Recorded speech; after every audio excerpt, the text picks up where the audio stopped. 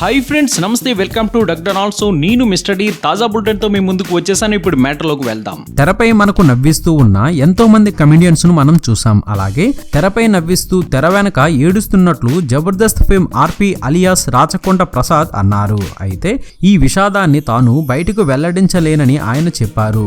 ఆయన ఓ మీడియా సంస్థతో మాట్లాడుతూ నవ్వించే తన వెనక విషాదం దాగి ఉందన్నారు.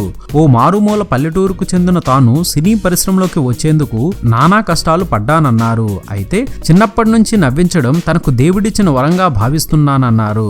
ఆ వరంతోనే నేను ఈ రోజు బుల్లితెరలో వస్తున్న జబర్దస్త్ లో ఆర్పీగా అందరి మన్ననలు పొందుతూ గుర్తింపు వచ్చిందన్నారు.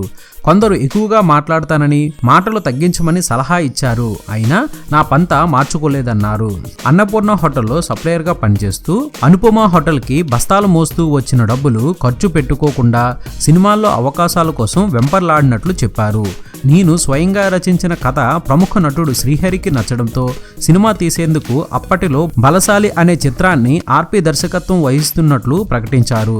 దురదృష్టవశాత్తు ఆయన అక్టోబర్ 9న కన్నుమూశారు. అప్పుడు దిక్కుతోచని స్థితిలో ఉన్న తాను పిచ్చి ప్రేమ అనే షార్ట్ ఫిల్మ్ తీయడంతో దానికి నేషనల్ అవార్డు వచ్చింది.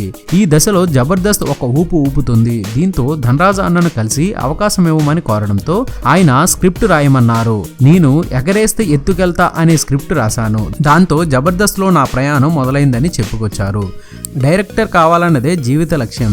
జబర్దస్త్ లో నాకు నచ్చిన నటుడు ఆర్పి అని మెగాస్టార్ చిరంజీవి గారు అనడం నాకు జీవితంలో మర్చిపోలేని మాటగా నిలిచిపోయిందని ఆర్పి చెప్పుకొచ్చారు. ఇది బులెటిన్. మరొక తాజా బులెటిన్ తో మీ ముందుకు వచ్చేస్తాను. అనుక్షణం మనకు మూవీ అప్డేట్స్ అందిస్తున్నాం. మన ఎస్వీఆర్ మీడియా యూట్యూబ్ ఛానల్ ని సబ్స్క్రైబ్ చేయండి, మమ్మల్ని ఆశీర్వదించండి. Please subscribe and thank you.